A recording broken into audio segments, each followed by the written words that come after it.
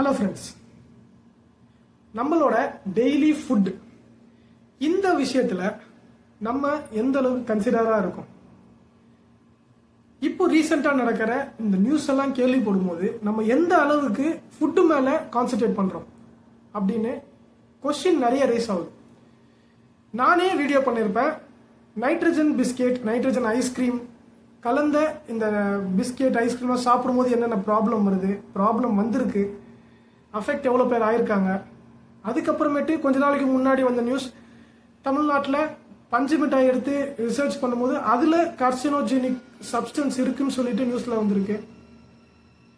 இப்போ ரீசெண்டாக ஹாங்காங்லேயும் சிங்கப்பூர்லேயும் இந்தியன் ப்ராடக்ட்ஸ், இந்தியன் மசாலா ப்ராடக்ட்ஸில் கார்சினோஜெனிக் ஏஜென்ட்ஸ் இருக்குது அப்படின்னு சொல்லிட்டு ஹாங்காங்கில் பேன் பண்ணியிருக்காங்க, சிங்கப்பூர்லேயும் தடை பண்ணியிருக்காங்க.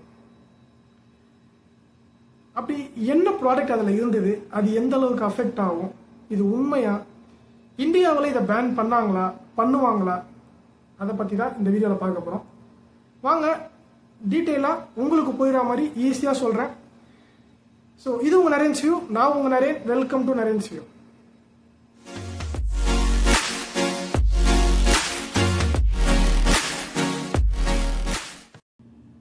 கொஞ்ச நாளைக்கு முன்னாடி Indian products MDH and Everest கிட்டத்தட்ட 1960s ஸ்டார்ட் பண்ணப்பட்ட இந்த பிராண்ட் கம்பெனிஸ் வந்து இப்போ ரீசெண்டாக ஹாங்காங்கில் அந்த ஃபுட் ப்ராடக்டை வந்து எடுத்து செக் பண்ணும்போது அதில் கார்சினோஜெனிக் ஏஜென்ட் அப்படின்னு சொல்கிற எத்திலீன் ஆக்சைடு இருக்கிறத கண்டுபிடிச்சி ஹாங்காங்கில் அதை டோட்டலாக பேன் பண்ணியிருக்காங்க. இந்த பேன் பண்ணதுலேருந்து சிங்கப்பூரில் அதை எடுத்து டெஸ்ட் பண்ணும்போது அவங்களும் என்ன சொல்கிறாங்கன்னா, அவங்க அலோவ் பண்ண அமௌண்ட்டை விட அதிகமாக இருக்குது அப்படின்னு சொல்லிட்டு அவங்களும் பேன் பண்ணுறாங்க. இப்படி பேன் பண்ண இந்த ப்ராடக்ட் இந்தியாவில் பேன் பண்ணாங்களா அப்படின்னு பார்க்கணும்னா, இந்தியாவில் என்ன வச்சுருக்காங்கன்னா, இந்த ஃபுட் ப்ராடக்ட்டுக்கு இந்த எத்திலீன் ஆக்சைடு யூஸ் பண்ணுறதுக்கு மினிமம் அமௌண்ட் யூஸ் பண்ணலாம் அப்படின்னு சொல்லிட்டு ஒரு அமௌண்ட் வச்சுருக்காங்க. 0.1 பர் கேஜி, ஒரு கிலோக்கு 0.1% இந்த எத்திலீன் ஆக்சைடு யூஸ் பண்ணலாம் அப்படின்னு சொல்லிட்டு அப்போ வச்சுருந்துருக்காங்க. இதை இந்தியாவோட FSSAI இவங்க வந்து இப்போ 0.01%க்கு சேஞ்ச் பண்ணியிருக்காங்க. இதெல்லாம் பார்க்கும்போது இந்த கார்சினோஜெனிக் ஏஜென்ட்டை வந்து ஃபுட்டில் மிக்ஸ் பண்ண எப்படி அலோவ் பண்ணுறாங்க, கவர்மெண்ட் எப்படி அலோவ் பண்ணுது அப்படின்னு ஒரு கேள்வி எழுது. நெக்ஸ்ட், ஹாங்காங் கண்டுபிடிச்சத ஏன் இந்தியன் கவர்மெண்ட் கண்டுபிடிக்கல, இதுவும் ஒரு கேள்வி எழுது. இது இன்னொரு வகையில் பார்க்கணும்னா, US கவர்மெண்ட் என்ன சொல்றாங்கன்னா, அவங்க அலோவ் பண்றாங்க, சர்டைன் அமௌண்ட் வந்து யூஸ் பண்ணலாம் ஃபுட்டில், அது வந்து கெட்டு போகாமல் இருக்கிறதுக்காக யூஸ் பண்ற ஒரு சப்ஸ்டன்ஸா யூஸ் பண்ணலாம் அப்படின்னு சொல்லிட்டு US அலோவ் பண்றாங்கன்னு சொல்லிட்டு US கவர்மெண்ட் சொல்லியிருக்காங்க. இதெல்லாம் பார்க்கும்போது எனக்கும் சரி உங்களுக்கும் சரி ஒரே கொஸ்டின் தான் இருக்கும். என்னன்னா, ஃபுட் ப்ராடக்ட் இந்த மாதிரி பேக்கிங்கில் வரத சாப்பிடலாமா?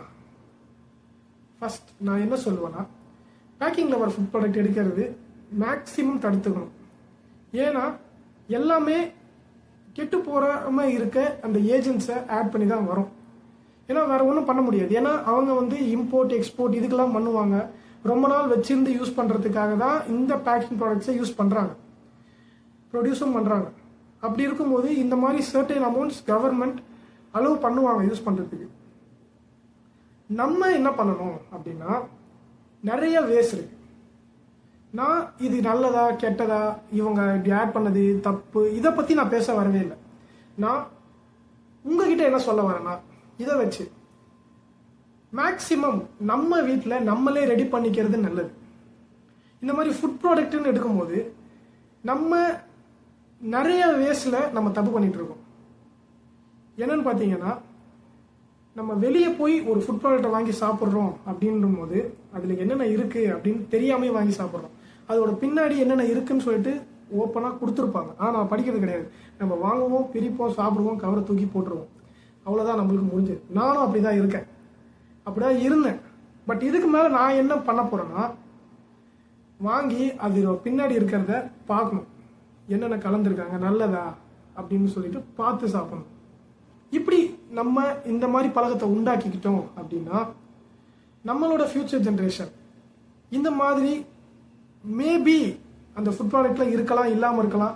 பட் இருந்தாலும் அதுலேருந்து அவங்கள காப்பாற்றிப்பாங்க. ஸோ இந்த வீடியோவில் நான் என்ன சொல்லி முடிக்கிறேன்னா, ஃபுட் அப்படின்னு வரும்போது நம்ம மேக்சிமம் ஆர்கானிக்கு மூவ் ஆகுறது நல்லது. நம்ம நேட்டிவ்லேயே இருக்கோம் அப்படின்னா ஆர்கானிக்காகவே கன்சியூம் பண்ணுறது ரொம்ப ரொம்ப நல்லது. மேபி நம்ம ட்ராவலிங்கில் இருக்கோம், நம்ம வீடை விட்டு ரொம்ப தொலைவில் இருக்கோம், இல்லை நம்ம நாடை விட்டு நம்ம தொலைவில் இருக்கோம், வெளிநாட்டில் வந்து வேலை செய்கிறோம், என்ன மாதிரி வெளிநாட்டில் வேலை செய்கிறவங்கன்னா அவங்களுக்கு வேற வழி இல்லை. ஸோ அதனால இந்த மாதிரி ஃபுட்டு தான் கன்சியூம் பண்ணுறாங்க. நிறைய பேர் ஃபாரின்லேயும் வீட்லேயே செஞ்சு சாப்பிட்றவங்களாம் இருக்காங்க. நானும் சில டைம் வெளியே வாங்கி சாப்பிடுவேன், நிறைய டைம் வீட்டிலேயே செஞ்சு சாப்பிட்றோம். ஸோ ஃபுட்டில் கான்சன்ட்ரேட் பண்ணுங்கள். ஃபுட்டில் கான்சன்ட்ரேட் பண்ணுறது ரொம்ப முக்கியம். ஏன்னா டெய்லி 3 வேளை நம்ம எடுத்துக்கிறோம், நம்மளோட டெய்லி லைஃப்பில் ஒரு அங்கமாக இருக்குது. ஸோ அதில் நல்லதாக எடுத்துக்கிட்டால் தான் நம்ம லைஃப் நல்லா இருக்கும். நம்ம வயசு ஆக நம்ம உடம்பு நல்லா இருக்கணும். இந்த ஃபுட்டில் கான்சன்ட்ரேட் பண்ணால் நம்ம உடம்பு நல்லா இருக்கும். ரொம்ப வருஷம் நம்ம எந்த நோயும் இல்லாமல் வாழலாம். இதை சொல்லிவிட்டு நான் இந்த வீடியோவை முடிச்சுக்கிறேன். ஸோ இதிலேருந்து ஏதாவது உங்களுக்கு கற்றுக்கிட்டு இருப்பீங்க, அண்டர்ஸ்டாண்ட் ஆகிருப்பீங்கன்னு நம்புகிறேன். என்ன அண்டர்ஸ்டாண்ட் ஆச்சுன்னு சொல்லிட்டு கமெண்ட் பண்ணுங்கள். நெக்ஸ்ட் இன்னொரு வீடியோவில் உங்களை வந்து சந்திக்கிறேன். அது வரைக்கும் குட் பை ஃப்ரம் நரேன்.